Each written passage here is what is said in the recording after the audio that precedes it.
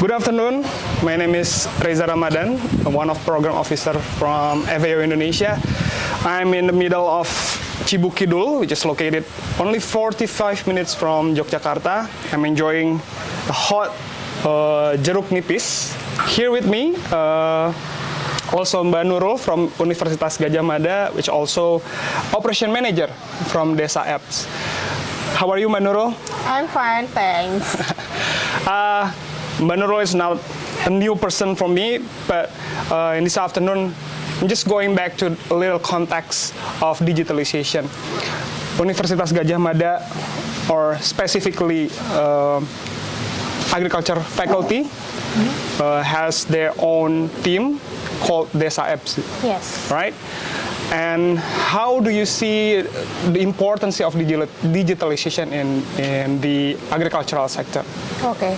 So digitalization can drive the development of agricultural sector in Indonesia because it can drive the efficiency and also effectivity of data collection, of course. And in this project, we also focuses on the collection of data. We want to create the big data for agriculture, so we get real data, real-time data from the ground, so it can be used for the government or maybe other stakeholders to use it as a database to create policy making or maybe decision making or maybe for research for the research institutions. The digitalization can facilitate us to grab the data from the ground so we can have big data. We can support the Ministry of Agriculture to strengthen their Kosratani program. Okay, so accurate data, precise decision, so it's not only a thing, but it's a game changer for agricultural sector. Yes, of course. Especially in Indonesia. Yeah. And I move forward to the story between FAO and UGM, or Universitas Gadjah Mada.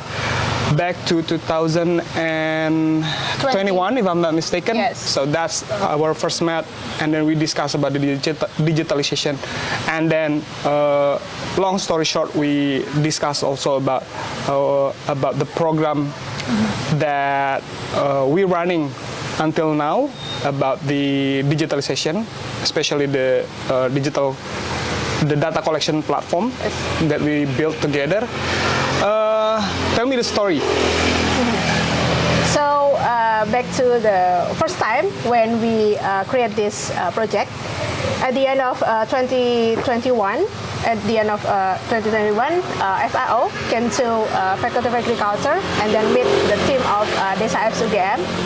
And we discussed about how to strengthen the Kosratani program from the Ministry of Agriculture. And then we did brainstorming how to create the platform and then how to implement it. So we decided to design the platform, the feature, and then how to disseminate it, and then also we create the SOP or standard operational procedure, how to implement it on the ground, and also how to do content development. After we brainstorm the feature, and then our RT team create the prototype. So in the August, we did a usability test to test how this platform can be used by the users. And then we got the feedbacks from the users. And then we fixed the platform and also the mobile app. And in September to December, we implemented in 2 locations, in Yogyakarta and in Bali. We decided to implement it in 2 locations to show how the platform is usable for multi commodities and also multi regions. And also we want to know how the strategy to implement this platform in the different location for the different situation of the socio-economic and culture, and also for the different commodities. So it can be tailored in any situation, any commodities in. Yes. Basically in any request from the government to, yes. to get their data and information. Yes, yes. Not to mention about the long process that we've been done. How do you see data collection platform could be an important change in agricultural sector in Indonesia, basically? Because in digitalization, the most important thing is about data. Data information is very important to create decision or maybe for research. So that's why we want to accommodate the data collection from the ground, so it can be collected much more efficiently. Because if we did it manually, so it takes a lot of resources, and also it takes a long time.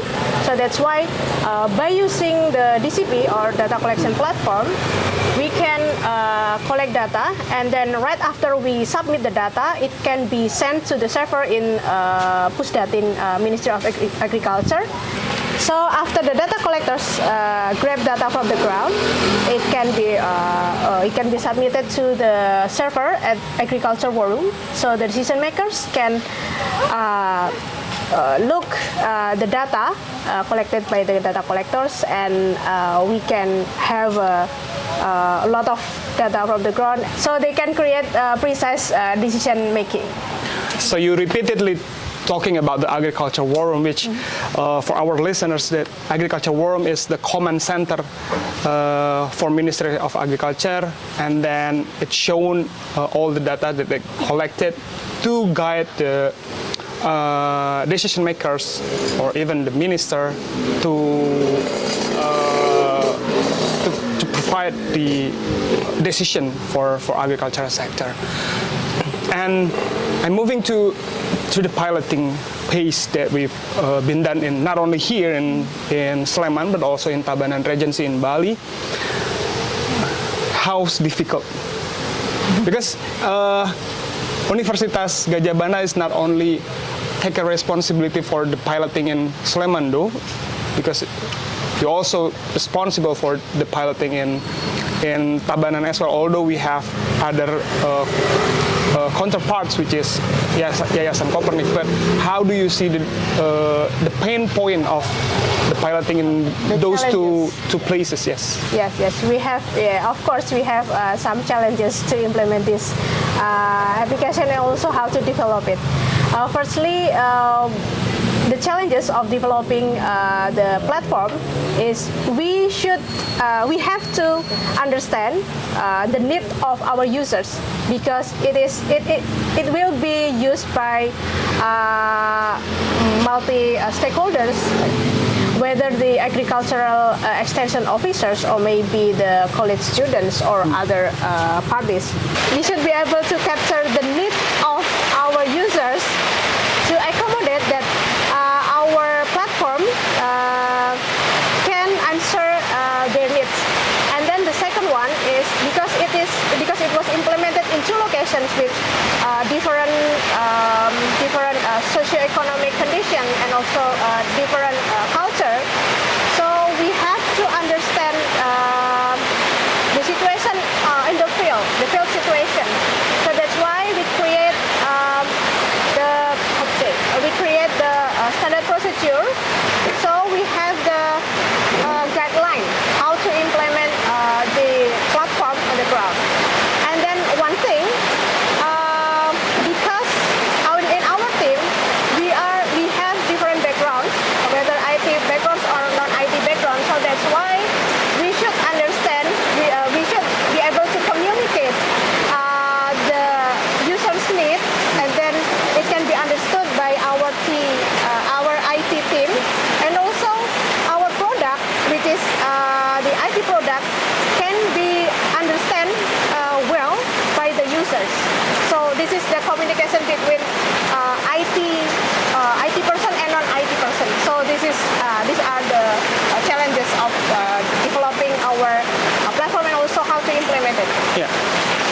it's pouring rain here. Sometimes in agriculture, rain is considered as a good sign. Yeah. Let's continue the talk. Talking about the implementation, as I also concerned about women involvement, and it's not our intention to put women in every layer of our project, but you are the manager of the project, and also we had 2 extension agriculture officer, which are 2 of them, our champions, are women. And also the data collectors, half of it are women. Yes. How do you see women in digitalization in agriculture learn from our project? Okay.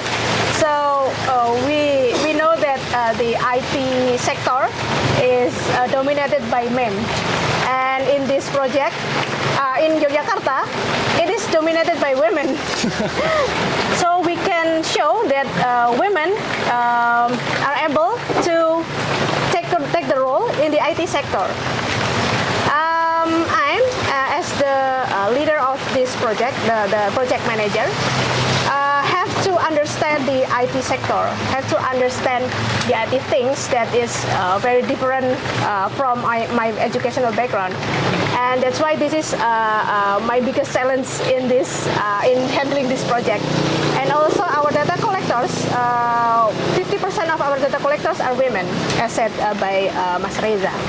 So that's why we can show that women is also can be empowered by this digitalization as well. Okay, so we are here. We're not talking about digitalization, it's the future, but we are the future. Yes. So we're running the digitalization, we implement it directly. We show to the people that there's something that we can do with digitalization in agricultural sector, Yes. which is one of the huge sector in Indonesia. So thank you, Mbak Nurul.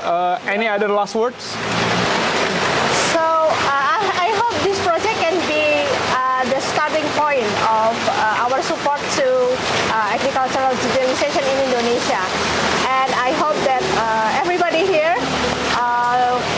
especially for the young generation, can participate in this agricultural digitalization age. So I invite all of the stakeholders, especially for the young generation, can participate in this agricultural digitalization development in Indonesia.